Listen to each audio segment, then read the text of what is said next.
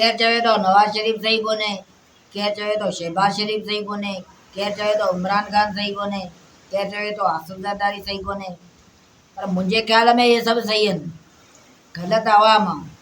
त हिकिड़ी पुराणो किसो आहे, ॻाल्हि कंदा त हिकिड़ो बादशाह हो। बादशाही जेका आवाम हुई उहा हिकिड़े शहर खां ॿिए शहर ॿेड़ी में वेंदी ऐं रुपयो किरायो ॾींदी हुई। बादशाह चयो हाणे हिननि जी सहूलियत लाइ तव्हां पुल ठारायां त जीअं मुंहिंजी वाखाण कनि। बादशाह त हुननि खे पुल ठाराया नी, पर सभु ख़ामोश हुआ, के कुझु कोन ॻाल्हायो। बादशाह खे आई कावड़। बादशाह चयो हाणे जेके रुपयो ॿेड़ी वारे खे ॾींदा हुआ, हाणे पुल ते सिपाही बीहारे हर माण्हू खां 2 रुपया वठो। हर माण्हू खां 2 रुपया वठिया विया, तॾहिं केर बि कोन पुछियो। बादशाह चयो जी हाणे हिनखे 5 रुपया करियो।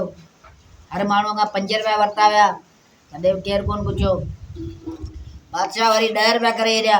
बादशाह चयो हाणे हर माण्हू खां 10 रुपया वठो, तॾहिं बि केरु कोन पुछियो। बादशाह चयो आख़िर मसइलो छा आहे माण्हुनि खां। बादशाह चयो हाणे ईअं करियो, हर माण्हू खां 10 रुपया वठो ऐं 10 जूता हणो, पोइ पुल था टिपण ॾियो। पोइ हर माण्हू खां 10 रुपया वरिता विया ऐं 10 जूता हया विया। हिते माण्हू सभु अची गॾु थिया बादशाह वटि। बादशाह जो शुक्र अलहमदुलिल्लाह, माण्हू माना आवाम कंहिं न कंहिं ॻाल्हि ते बीठी त सही, आया त सही ॻाल्हाइण।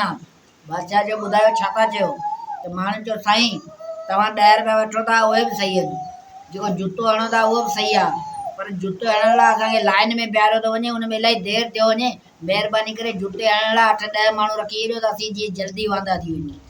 हिन मां इहो ज़ाहिर आहे जेसिताईं आवाम पुछंदी कोन तेसिताईं जूता असांजे नसीब में हूंदा।